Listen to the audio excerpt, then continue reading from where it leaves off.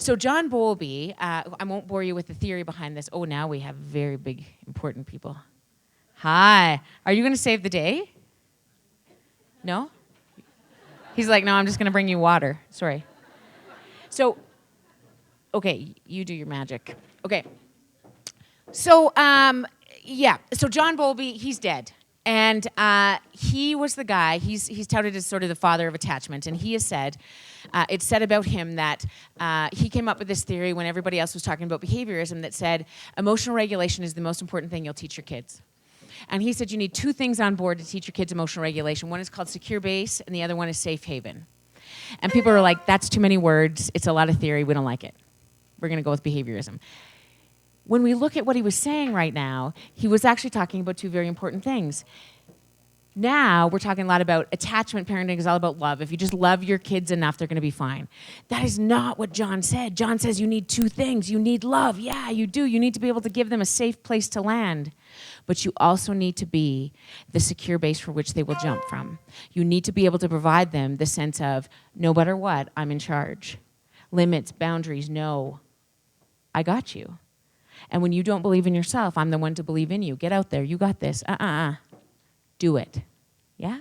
Those two things become really critical in teaching kids emotional regulation. So when you Google attachment parenting now, this is the hard part about it, is that, and this is what the psychiatry feared we were doing at Alberta Children's Hospital, is that we just wanted to rock kids till they were 65 and breastfeed till they're 10. Because if you just love them enough, they're going to learn emotional regulation. That is so not true. So you can do it all right. Yeah? You can do all those things that they say you should. Some, I don't know who it is that say you should, but breastfeed till they're 16. I'm just kidding. That's weird. But, have the dolphin-assisted pool birth. You coach every friggin' hockey team on the planet. You bake for many things. You can do all of those things and have a beautiful relationship with your baby. You can do none of those things and have a beautiful relationship with your baby. It is not about the method. It's about the crazy. It's about the light up. Because I see dads deployed to Afghanistan for 6 months at a time who have a much more connected relationship with their babe than stay-at-home moms. You can be raising a kid in two different households and have a beautiful relationship with both parents.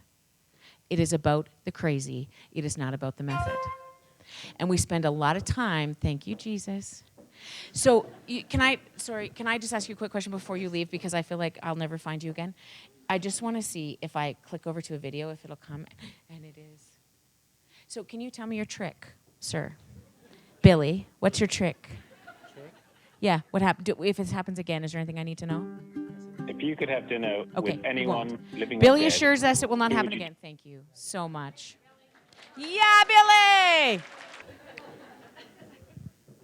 All right, so again, this idea of Bowlby comes up with this stuff, and it's backed up by science, which is what I love. Is anybody a nurse, a doctor, anything background with the brain? Anybody?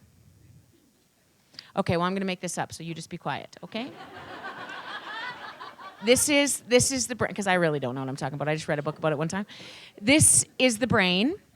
And this is Dan Siegel's work. I don't know if you're familiar with Dan Siegel. He's a psychiatrist, an American psychiatrist who changed the game for me when I started to understand what was going on for our babies that would just lose their friggin' mind on the unit, okay?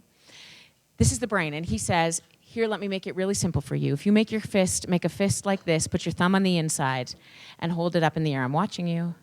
There you are. Nice, look at you. These Catholic parents. Okay, so, he says, this is your spinal cord, and this right here, your wrist, is sort of like the reptilian brain. So very primitive parts of the brain are happening here. If you flip your fingers up for a second, inside there is your limbic system.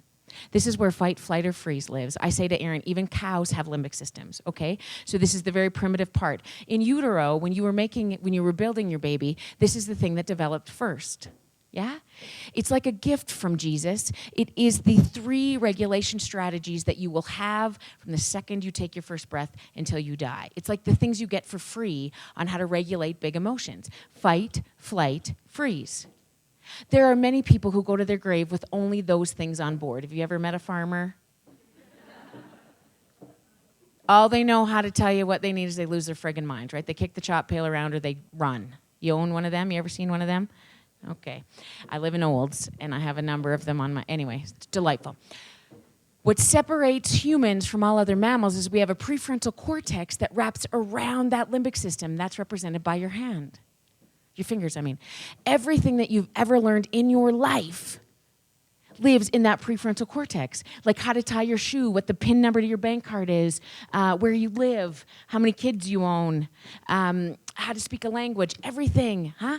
Most importantly, things like how to apologize, how to have compassion, how to have empathy. People had to teach you how to do those things so that it could fill that prefrontal cortex that you would then later have access to that, yeah?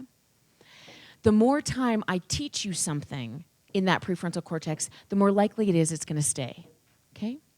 When I have access to the things you teach me, and they sound like things like, you got this, you're good, come here, mama, look at me, look at me. The more times I soothe you, the more neural pathways that are there so that you can use them when you get bigger, yeah? Have you ever heard, okay, so when you have access to your prefrontal, this is who you are, okay? So when you decided to get married, yeah? Your partner had access to their prefrontal cortex, yeah? You ever heard that thing like, holy, she's flipped her friggin' lid? Does this happen in Calgary? You ever seen anybody flip their lid? Yeah? Flipping your lid means I'm going to pull that right off. I'm going to lose my mind for some particular reason because I'm into now fight, flight, and freeze. Something so big, so bad, so important has happened that I flipped out of the way everything I ever needed to know. And I'm going to go back to fight, flight, and freeze. See, this is really critical in the development of biology because I want you to be able to have that access to flip your lid in times of significant distress. When you flip your lid, you have access to all kinds of things, strength and adrenaline and things that you could do that you never believed. And I want those things on board, for example, when you're frolicking in the hills of Calgary and you come upon a cougar.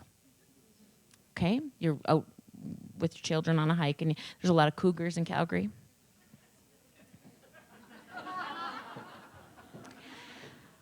So when you are out frolicking with your children and the lids are on and this animal comes that's going to eat you, I don't want you to have access to your prefrontal cortex. You no longer need to know what your PIN number to your bank card is.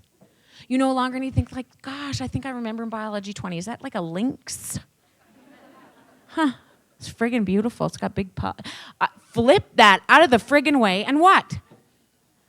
Fight, flight, or freeze. Hopefully not freeze. Right? And probably not fight. You're going to lose. So you want to run and hope your husband can catch up. Take the children and go. When, in times of significant distress, we want access to that to get that prefrontal cortex out of the way, okay? So when you bring your baby home from the hospital, that's all they have to do to tell you what they need is to flip their lid, yeah? Our job over and over again when we put that lid on is we're creating neural pathways that assist them in understanding how to regulate emotion. So when I soothe you again and again and again and a friggin' again, yeah? 0 to 2, how many times are they flipping their lids? Every 15 seconds, yeah? That's their job. Because they're flipping their lid so that they have somebody there to teach them how to regulate emotion. Here's the thing about lid flipping, yeah? Have you ever had the experience where somebody says to you, your son is so amazing? And you think, do you know me? Like his name is Asher. Do you know him? Or they'll be like, your daughter is so kind. She's got the best manners on the planet. And you're like, you should have friggin' seen her last night. Parents say this to me all the time, right? They're like, why are they so nice to everybody else and they're such little souls to me? Why do they say that? Yeah, that is exactly what I want to have happen. Because the more time they lose their mind in your presence, the less they will require somebody to do it in your absence. So your job is to assist them in regulating emotion to the best of your capacity so that they learn to do it on their own. You think about, I say to Aaron, I want you to think, my husband, I want you to think about your prefrontal cortex like a wheat field, yeah? If you drive through a particular path on a wheat field again and again and again and again and again, what path are you going to take when a storm is coming? And you know what he said? You don't drive through wheat fields. I'm seriously telling you it's going to be a long 50 years. But anyway. So I say, picture your prefrontal cortex as a meadow, no farmable ground, okay? If you drive through a path again and again and again, what happens in times of distress, what are you going to take? When there's a storm coming, what path are you going to take? The path of least resistance, right? So if the path of least resistance looks like, look, It's okay. Come on, try it again. You got it. If it looks like, shut up, enough, boys don't get to your room, that is what I'm going to have access to in my times of distress. That is what I'm going to have access to give away. Yeah? Here's the really interesting thing about lid flipping is that a prefrontal cortex is the only part of your brain that can learn. Your limbic system cannot learn. When do we like to teach our kids the most? When their lid is on or when their lid is flipped? When their lid is flipped. Because when they're losing their friggin' mind, what does it do to our lid? Yeah, because we panic, right? Rarely do you take a look at your kid when their lid is flipped and think, this is the perfect opportunity to train you to be a good mom for my granddaughter, okay? So mama's just gonna keep her shit together right here, and I'm gonna look at you and I'll be like, baby girl, come on, you got this. Yeah? Like, does anybody own a teenager? Yeah, and they come through the door. You've talked multiple times about not slamming the door, and you're cooking supper for the 155,000th friggin' time in your life, and they come through the door, and it goes bang! This is you. What's happening to your lid? Zip, zip, zip. How many friggin' times? And then you hear from your delightful little muffin of love, hey! What's for supper? And you say, excuse me? And they say, what's for supper?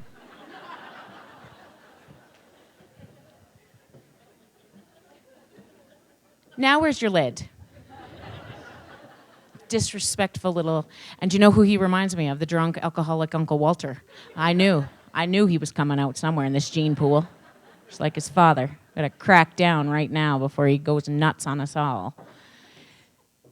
So we have a hard time keeping our prefrontal cortex on because this kid is really ticking us off, right? So we might say things like, it's friggin' meatloaf. Now get in here and be kind. Ah, meatloaf? I hate meatloaf. Do you know how to cook anything else? Again, if you're in my house, it might look something, look at me, right now, right here. Are you freaking kidding me? You are gonna eat the meatloaf and you're gonna like it. I made meatloaf because your father doesn't like it either, so if you both want friggin' Cheerios, then go ahead! It's like so good, you know what I mean? Like regulated, passing on stuff, yeah? So in times of distress, we tend to lose our mind as well in an effort to pull our babies back on. But the deal is you can't regulate a flip lid with a flip lid. A flip lid also cannot learn. And so you can have the best, I say this to your teachers all the time, you can have the best pedagogical plan on the planet, but it's going to be ineffective if your kids aren't in a place to learn. So you can bring babies into the classroom and have things fly out of your whiteboard and have bulletin boards that match, but unless they like you, they are not going to have a prefrontal cortex to learn from you. Unless you have the capacity to regulate them in times of distress, they will not be able to learn from you. Yeah? And the only way you're able to teach a kid is when your prefrontal cortex is on. When you feel worthy, when you feel enough, that is when we do our best teaching. Yeah? Those are the times where we feel like, bring it. You got that? Is that all you got today? Yeah, I got you. Yeah? The more times we do that for our babies in our presence, the less they require somebody to do it in our absence.